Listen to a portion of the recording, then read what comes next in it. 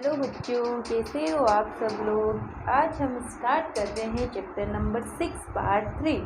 ठीक है, मैंने चैप्टर नंबर 6 का पार्ट 1 और पार्ट 2 कंप्लीट करवा दिया है। आप प्लेलिस्ट में जाके देख सकते हो। ये नोट्स हमें कहाँ मिलेंगे? ये नोट्स हमें इंडियन क्लासेस में मिलेंगे। ठीक है, तो आप पहले इंडियन क्लासेस को सब्सक्राइब कर लेना, फिर आपको ये नोट्स सारे के सारे नोट्स मिल जाएंगे। ठीक है, तो हम चैप्टर नंबर 6 पे आ गए हैं, है ना। इससे पहले वाले सारे जो चैप्टर हैं मैंने उसके नोट्स इसी तरीके से अच्छे से बना के आपको पढ़ाया है। तो आप पहले वहाँ जाके देखना कि आपको नोट्स कैसे लगे और कमेंट में बताना। और जो चीज़ आपको समझ में ना आए वो आप कमेंट में पूछ सकते हो। ठीक है, आपको हर प्रश्न का या हर क्वेश्चन का आंसर दिया जाएगा। तो आज हम स्टार्ट करें चैप्टर नंबर 6 का पार्ट 3। यकृत के कार्य मैंने चैप्टर नंबर या पार्ट 2 में पढ़ा दिया था। अब आता है आज अपना शोषण। शोषण क्या होता है? देखो, एक तरीके से माना जाए तो शोषण क्या होता है? O2 ग्रहण करने की प्रक्रिया होती है। शोषण क्या होता है? O2 ग्रहण करने की प्रक्रिया और CO2 को बाहर निकालने की प्रक्रिया शोषण कहलाती है। तो क्या हम जो O2 होते हैं उसको डायरेक्ट ग्रहण करते हैं या किसी जल, भोजन या किसी खनिज पदार्थों के साथ उसका अवशोषण करते हैं या उसको ग्रहण करते हैं? चलिए आइए देखते हैं कि हम O2 को किस प्रकार से ग्रहण करते हैं। चलो पढ़ते हैं। कार्बनिक भोज्य पदार्थों का ऑक्सीकरण द्वारा विलयन श्वसन कहलाता है। ठीक है, इस क्रिया में ऊर्जा उत्पन्न होती है। ठीक है, इस जो ये क्रिया होती है, ऑक्सीकरण किसे कहते हैं? भोज्य पदार्थों का टूटना। भोज्य पदार्थों का टूटना ऑक्सीकरण कहलाता है। और ऑक्सीकरण किसकी उपस्थिति में होता है? O2 की उपस्थिति में होता है। ये बात ध्यान रखना, ऑक्सीकरण हमेशा O2 की उपस्थिति में होगा। ठीक है, अब आते हैं अपने शोषण के प्रकार। शोषण कितने प्रकार के होते हैं? शोषण 2 प्रकार के होते हैं, वायवीय शोषण और अवायवीय शोषण। देखो, वायवीय शोषण होगा जो वायु की उपस्थिति में होगा। अवायवीय शोषण में क्या होता है? वायु की अनुपस्थिति में अवायवीय शोषण होता है। जैसे मैं बोलूँ, देखो जैसे हम सुबह सुबह दौड़ लगाते हैं, है ना, तो हमारी सांस फूलने लगती है। फूलने क्यों लगती है? जब अपन धीरे धीरे चलते हैं तो हमारा वायवीय शोषण होता है। वायवीय शोषण में क्या होता है? ग्लूकोज टूट के हमें ATP प्रदान करता है। ठीक है, जब ग्लूकोज टूट के हमें ATP प्रदान करता है, लेकिन जब हम तेज तेज भागने लगते हैं तो हमारे शरीर में कार्बोहाइड्रेट या ग्लूकोज को टूटने का समय नहीं मिलता, तो वो क्या करता है? डायरेक्ट ATP में चेंज होने लगता है। तो हमें घबराहट आती है। जैसे अपन भागते हैं तो थक जाते हैं, घबराहट होने लगती है। वो किसके कारण होता है? अवायवीय शोषण के कारण होता है। इसमें पूरी तरीके से हमारे शरीर को ऊर्जा नहीं मिलती है। ठीक है, तो आज हम इसी पे चर्चा कर रहे हैं कि वायवीय शोषण क्या होता है और अवायवीय शोषण क्या होता है। चलिए आइए देखते हैं। वायवीय शोषण, ऑक्सीजन की उपस्थिति में होने वाले शोषण को वायवीय शोषण कहते हैं। वायवीय शोषण अधिकांश प्राणियों एवं पादपों द्वारा संपन्न किया जाता है। ओके, आई इतनी बात समझ में? इस प्रक्रिया में ग्लूकोज का पूर्ण विखंडन होकर carbon dioxide, water and ATP के रूप में ऊर्जा का निर्माण होता है। इसमें क्या होता है? ग्लूकोज का पूर्ण विखंडन होता है और हमें CO2, वाटर और ATP के रूप में ऊर्जा का निर्माण होता है। वायवीय शोषण में ऊर्जा का मोर्चन अत्यधिक, मतलब मोर्चन का मतलब होता है निर्माण। यहाँ पे मोर्चन का मतलब होता है निर्माण। वायवीय शोषण में ATP का निर्माण अत्यधिक होता है। देखो नीचे इसकी समीकरण देखो, ग्लूकोज है C6H12O6। कोशिका द्रव्य में ग्लाइकोलाइसिस की उपस्थिति में ग्लूकोज किस में टूटता है? पाइरूवेट में, जिसके कितने अणु होते हैं? 2 अणु। और पाइरूवेट ऑक्सीजन, ऑक्सीजन मतलब ऑक्सीकरण होता है और क्या बनता है? 6CO2 के अणु बनते हैं, 6H2O के अणु बनते हैं और 38 ATP हमें ऊर्जा के रूप में प्राप्त होती है। तो ये बहुत इम्पोर्टेंट है, ये समीकरण बहुत इम्पोर्टेंट है, इसे याद रखना आप लोग। ठीक है, तो अब वायवीय शोषण समझ में आया। अब अगला आता है अपना, देखो ये अपनी फुल फॉर्म है ATP की एडिनोसिन ट्राइफॉस्फेट और ADP की फुल फॉर्म है एडिनोसिन डाइफॉस्फेट। ओके, ये जो फुल फॉर्म है याद कर लेना, ये एक एक नंबर में कभी कभी पूछ लेता है ना। अवायवीय शोषण क्या होता है, मैंने बताया था, जो ऑक्सीजन की अनुपस्थिति में होने वाले शोषण को अवायवीय शोषण कहते हैं। इसके द्वारा भोज्य पदार्थों का अपूर्ण ऑक्सीकरण होता है, मैंने बताया था, है ना। इसमें भोज्य पदार्थों का अपूर्ण ऑक्सीकरण होता है, इसीलिए हमें ऑक्सीजन प्रॉपर तरीके से नहीं मिल पाती, हमारे शरीर को ATP प्रॉपर तरीके से नहीं मिल पाती, इसीलिए हम हाँफने लगते हैं। जब भागते हैं, जब दौड़ लगाते हैं तो हाँफने लगते हैं। ओके, वो किसके कारण होता है, अवायवीय शोषण के कारण होता है। इसमें अपेक्षाकृत कम ऊर्जा उत्पन्न होती है। अवायवीय शोषण जो सूक्ष्म जीवों जिससे ईस्ट में होता है। ओके, इसकी ये ग्लूकोज ग्लाइकोलाइसिस कोशिका द्रव्य में पाइरूवेट बनता है, ये O2 की अनुपस्थिति में होता है, अनुपस्थिति में होगा। O2 की अनुपस्थिति में क्या बनाएगा, ये अपने शरीर में एल्कोहल बनाएगा और 2 अणु ATP के बनाएगा, जबकि वायवीय शोषण में 38 अणु ATP के बन रहे थे और एल्कोहल बनाएगा जो हमारे शरीर के लिए हानिकारक होता है। ओके, आया इतना समझ में। वायवीय शोषण और अवायवीय शोषण क्या होता है, वायवीय शोषण वायु की उपस्थिति में होता है। इसमें क्या होता है, हमें ATP के रूप में ऊर्जा अत्यधिक मात्रा में प्राप्त होती है, जबकि अवायवीय शोषण O2 की अनुपस्थिति में होता है और हमें इसमें ऊर्जा कम मात्रा में प्राप्त होती है। इसमें 2 ATP के अणु मिलते हैं, जबकि वायवीय शोषण में 38 ATP के अणु मिलते हैं। ओके, देखो ये नोट करके लिख लेना, ATP इसका पूरा नाम एडिनोसिन ट्राइफॉस्फेट है। अधिकांश कोशिकीय प्रक्रमों के लिए ATP ऊर्जा मुद्रा है, मतलब ऊर्जा का मुख्य कार्य करती है। शोषण क्रिया में विमोचित ऊर्जा का उपयोग ADP तथा अकार्बनिक फॉस्फेट से ATP अणु बनाने में किया जाता है। ATP का उपयोग शरीर के विभिन्न क्रियाओं में किया जाता है। ATP के एक उच्च ऊर्जा बंध के खंडित होने में 30.5 kg मोल की तुल्य ऊर्जा मुक्त होती है। जब ATP के एक मोल को खंडित किया जाए या विखंडित किया जाए तो कितनी ऊर्जा मुक्त होगी, 30.5 kg मोल ऊर्जा मुक्त होगी। ठीक है, अब ये तो हो गया था शोषण, जैसे मनुष्य वगैरह में शोषण कैसा होता है। अब देखते हैं अपन पौधों में शोषण क्रिया कैसे होती है।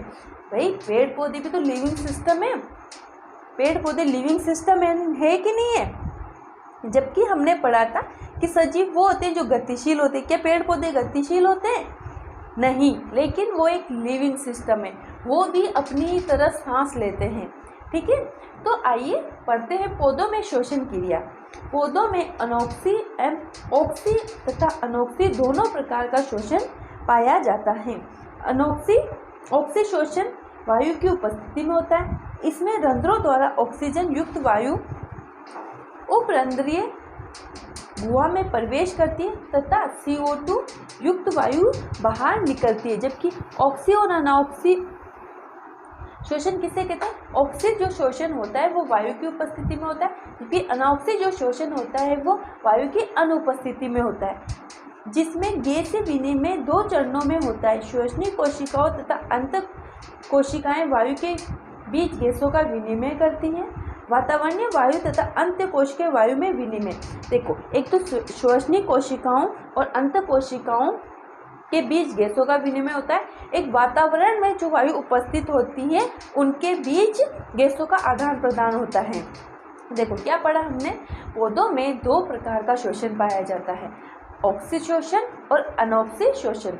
ऑक्सी शोषण जो होता है वो O2 की उपस्थिति में होता है, जो अनॉक्सी शोषण होता है वो O2 की अनुपस्थिति में होता है। ऐसे अवायवीय शोषण भी O2 की अनुपस्थिति में होता है और ऐसे अनॉक्सी शोषण भी O2 की अनुपस्थिति में होता है, ये ध्यान रख लेना। ठीक है, अब आता है जंतुओं में शोषण। पौधों में पढ़ लिया, मनुष्यों में पढ़ लिया, अब जंतुओं में किस प्रकार का शोषण पाया जाता है। जंतुओं में पर्यावरण से ऑक्सीजन लेने और उत्पादित CO2 को बाहर निकालने के लिए विभिन्न प्रकार के अंगों का विकास हुआ है। स्थलीय प्राणी वायु से ऑक्सीजन लेते हैं, परंतु जलीय जीव जल में विलय ऑक्सीजन का उपयोग करते हैं। हाँ देखो, स्थलीय प्राणी क्या होते हैं? जो स्थल पर रहते हैं, जो धरती पर रहते हैं, वो उन्हें हम स्थलीय प्राणी कहेंगे। और जो जलीय प्राणी वो जो जल में रहते हैं। तो जैसे मछली वगैरह होती है, ये किससे ऑटो ग्रहण करती है? ये वाटर में घुली हुई ऑक्सीजन का उपयोग करती हैं। जब भी तो हम अगर जल में कोई जहरीला पदार्थ छोड़ देते हैं तो सारे जलीय जीव मर जाते हैं। क्यों मर जाते हैं? क्योंकि वो जल में घुले हुए ऑक्सीजन का उपयोग करते हैं और उनके साथ साथ वो जहरीले पदार्थ भी उनके शरीर में चले जाते हैं। भिन्न भिन्न जातियों में शोषण भिन्न भिन्न तरीके पाए जाते हैं। सरल एक कोश के प्राणी जैसे अमीबा में शोषण कोशिका कला द्वारा गैसों के साधारण विसरण द्वारा होता है। विसरण क्या होता है? एक जगह से दूसरी जगह पर जाना विसरण कहलाता। कोशिका कला मतलब त्वचा से। अमीबा किससे शोषण करता है? त्वचा से शोषण करता है। कुछ प्राणी जैसे केंचुए अपनी त्वचा द्वारा गैसों का विनिमय करते हैं। विनिमय का मतलब होता है गैसों का आदान प्रदान करना। गैसों का आदान प्रदान करना विनिमय कहलाता है। जलीय जंतु जैसे मछली अपने मुंह द्वारा जल लेती हैं तथा बलपूर्वक इसे क्लोमों तक पहुंचाती हैं, जहां विलय ऑक्सीजन रुधिर में विस्तृत हो जाती हैं। कीटों में गैसों का आदान प्रदान के श्वास तंत्र और सांस नली पाई जाती हैं। स्थलीय प्राणियों जैसे पक्षी, कुत्ता, मनुष्य आदि में शोषण के लिए फेफड़े पाए जाते हैं। ओके, ये मेरे साथ साथ नोट्स बनाते हुए चलना है आपको। अब आता है अपना मनुष्य का श्वसन तंत्र। हमें पढ़ना है मनुष्य का श्वसन तंत्र। मनुष्य में श्वसन तंत्र कैसा होता है, इसमें कौन कौन से भाग होते हैं, वो हमें पढ़ना है। मनुष्य में श्वसन फेफड़ों द्वारा होता है। मनुष्य के श्वसन को फुसफुसीय श्वसन कहते हैं। फुसफुसीय श्वसन क्यों कहते हैं? क्योंकि इसमें फेफड़े होते हैं। फेफड़ों के कारण इन्हें फुसफुसीय श्वसन कहा जाता है। ओके, मनुष्य में श्वसन तंत्र को दो भागों में बांटा जा सकता है, श्वसन मार्ग और फेफड़े। श्वसन मार्ग क्या होता है? जिसमें श्वसन लेने के लिए श्वसन मार्ग से होकर वायु फेफड़ों में प्रवेश करती है तथा बाहर जाती है। सांस लेने अथवा निकालने की प्रक्रिया श्वासोच्छ्वास कहलाती है। वायु मार्ग के निम्नलिखित भाग होते हैं। श्वसन मार्ग किसे कहते हैं? जो वायु को जाने के लिए जगह प्रदान करते हैं या रास्ता प्रदान करते हैं, उन्हें हम श्वसन मार्ग कहते हैं। सबसे पहले आता है नासा मार्ग। एक जोड़ी बाहा नासाद्वार नलिका के अग्र छोर पर स्थित होता है। नासाद्वार से ग्रसनी तक के पथ को नासा मार्ग कहते हैं। यह नासा पट द्वारा दो भागों में बटा होता है, ग्रसनी और स्वरयंत्र। ग्रसनी और स्वरयंत्र। इस भाग में नासा मार्ग तथा मुख गुहिका दोनों खुलते हैं। ग्रसनी में कौन कौन खुलते हैं? नासा मार्ग और मुख गुहिका। ग्रसनी का नासा ग्रसनी कंठ द्वारा वायुनाल में खुलता है। दूसरा है अपना स्वरयंत्र। यह श्वास नाल का सबसे ऊपरी भाग है। स्वरयंत्र में वाक रज्जु उपस्थित होते हैं, है ना। फिर आता है अपना श्वसनी। वक्ष गुहा में प्रवेश करने के पश्चात वायुनाल दो श्वसनियों में विभाजित हो जाती है। प्रत्येक श्वसनी देखो श्वसनी है। वक्ष गुहा में प्रवेश करने के पश्चात वायुनाल दो श्वसनियों में विभाजित हो जाती है। प्रत्येक श्वसनी अपनी ओर के फेफड़ों में प्रवेश करती है। देखो दो प्रकार की श्वसनियाँ हैं, एक तो दाईं तरफ है, एक बाईं तरफ है। तो जिस साइड की जो श्वसनी होगी वो उसी साइड से वायु को प्रवेश करवाएगी फेफड़ों में। फेफड़े कितने प्रकार के होते हैं? फेफड़े वक्ष गुहा में दो फेफड़े हृदय के पार्श्व में स्थित होते हैं। प्रत्येक फेफड़ा गुलाबी, कोमल व स्पंजी मतलब स्पंज टाइप जो दबाते हैं। प्रत्येक फेफड़ा प्यूरलर कला से बना होता है। फेफड़ों में महीन कलिकाओं का जाल, महीन मतलब छोटी छोटी कलिकाओं का जाल फैला रहता है। इस जाल को श्वसनी रक्ष कहते हैं। ठीक है। मनुष्य में श्वासोच्छ्वास, देखो सांस लेने की जो प्रक्रिया होती है उसे श्वासोच्छ्वास कहते हैं। मनुष्य में सांस लेने की क्रियाविधि दो चरणों में पूर्ण होते हैं, निःश्वसन और उच्च श्वसन। वायुमंडलीय वायु को खींचकर फेफड़ों में भरने की क्रिया को निःश्वसन कहते हैं। निःश्वसन मतलब O2 को अपने शरीर में प्रवेश, वायुमंडल से O2 को अपने शरीर में प्रवेश करने की क्रिया को निःशोषण कहते हैं। और उच्च शोषण क्या होता है? फेफड़ों की वायु का बाहर निकल जाना उच्च शोषण कहलाता है। तो उच्च शोषण कौन सी गैस निकालते हैं अपन उच्च शोषण में? CO2 गैस उच्च शोषण द्वारा निकाली जाती है और निःशोषण द्वारा O2 को ग्रहण किया जाता है। ओके, देन इसके बाद वाला टॉपिक हम अगली क्लास में करेंगे। यहाँ तक जो चीज़ आपको समझ में नहीं आई है आप कमेंट बॉक्स में लिखिए, आपको जवाब मिलेगा। ओके, अगर ये वीडियो अच्छी लगे तो वीडियो को लाइक ज़रूर करना, शेयर करना एंड वीडियो को चैनल को सब्सक्राइब करना। Thank you.